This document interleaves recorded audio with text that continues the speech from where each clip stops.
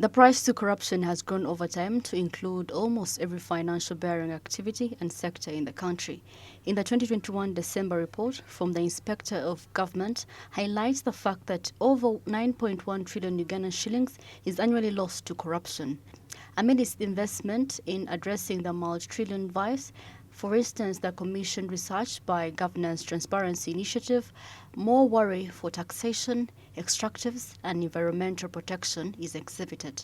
We have very good laws which could combat corruption. It's not absence of the laws, but it's about implementation of those laws. The will to implement those laws across the board. The reason why people go on and doing corrupt practices without is because the cost of being caught is not that high. That if I'm caught, I will bribe my way out.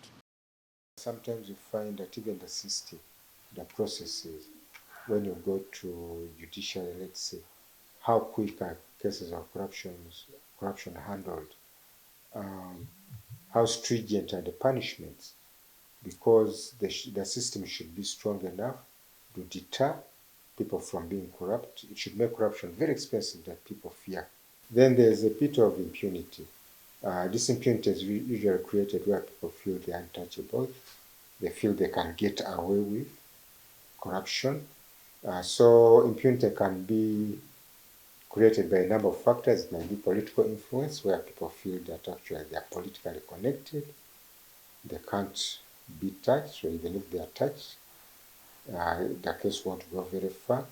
At least 200,000 Ugandan shillings is attributed as loss per person to Ugandans incurred directly and indirectly across the various sectors: taxation, government revenue, absenteeism in public sector, and natural resources among the biggest corruption hotspots, with a bearing on public debt, budgetary debt financing, and domestic refinancing.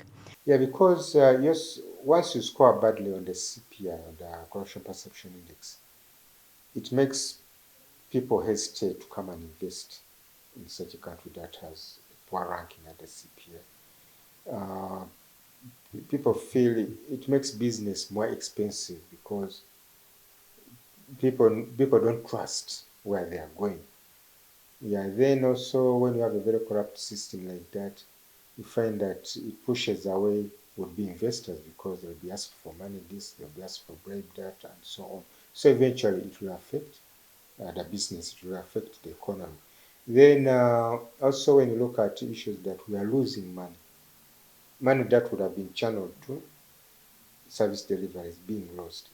For close to 15 years, Uganda's position on Transparency International Corruption Perception Index (CPI) has consistently been alarming, informed by the country's failure to address the culture, but relying on both domestic and international borrowing amidst a questionable tax regime whose expectations have denied the country a lump sum amount for its resource envelope.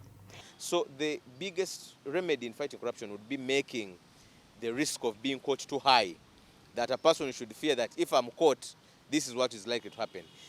Some of those few cases we have seen maybe people being convicted, and many times it's because it's targeted. And there's a reason, not because the people are innocent, but because it's targeted and they say let's get away so and so. Which in itself is not, as long as the person is guilty, it's not a problem.